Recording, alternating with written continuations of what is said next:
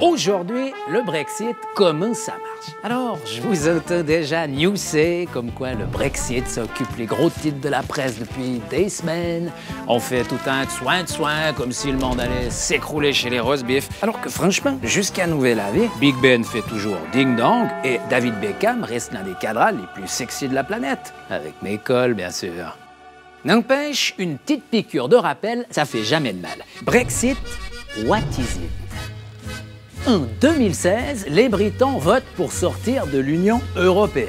Briton exit, ça donne Brexit. Après 43 ans de mariage, rendez compte? Tout d'un coup, à la bobonne qui se révolte, elle claque la porte et demande le divorce. Comme ça. Ciao Berthe. Il y a trop d'étrangers, j'en ai marre de payer pour les pays pauvres alors que je suis un pays riche. Je me casse. Ouais, je sais, un tel niveau d'égoïsme, c'est difficile à comprendre. Surtout vu depuis la Suisse, avec notre tradition humanitaire, notre ouverture sur le monde. Anyway, ça, c'était en 2016. Et au jour d'aujourd'hui, les papiers du divorce sont toujours pas signés. Ben oui, parce que 43 ans de mariage, on fait beaucoup de trucs ensemble. Une maison, des miteux, des lessives. Ça prend du temps pour détricoter tout ce commerce. Chérie! Tu viens m'aider à éteindre le linge? J'arrive. C'est pour ça que pendant 2 années, la première ministre britannique, Theresa May, et le président de la Commission, Jean-Claude Juncker, sacré mariole celui-là, ont négocié un accord dont voici la version condensée. Le problème, c'est que la majorité du Parlement trouve que Theresa a fait un travail de cochon en négociant ce premier accord. C'est pour ça qu'ils l'ont foutu au ruclon. Pas Theresa, hein?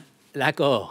Ma foi, elle a fait ce qu'elle pouvait, la mère machin. C'est bien que l'Union européenne n'allait pas faire de cadeaux à ses bouffeurs de pudding après ce gros doigt d'honneur qu'est le Brexit. Ou bien... Mais alors, peut-on imaginer un Brexit sans aucun accord? Bien sûr que non. Les Anglais et les Européens sont obligés de trouver une entente cordiale malgré le divorce. Parce que sinon, ça va se mettre un monstre péché. Des contrôles à toutes les frontières, des droits de douane qui freineront les échanges commerciaux et, accessoirement, on devra couper le chauffage en Irlande. Ben oui, vu que tout leur gaz vient de Grande-Bretagne. Alors, comment ça va finir, cette histoire? Au fond, ce que les Britons voudraient, c'est pas être dans l'Union, mais profiter de tous ses avantages.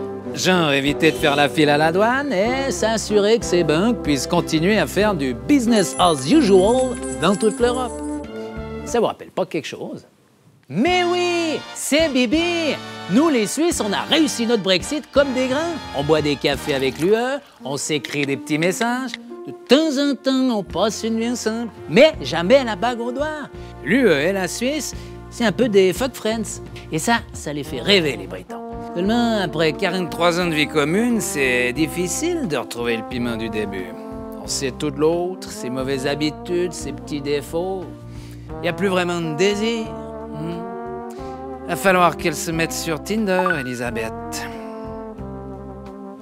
C'est quand même mal foutu, hein?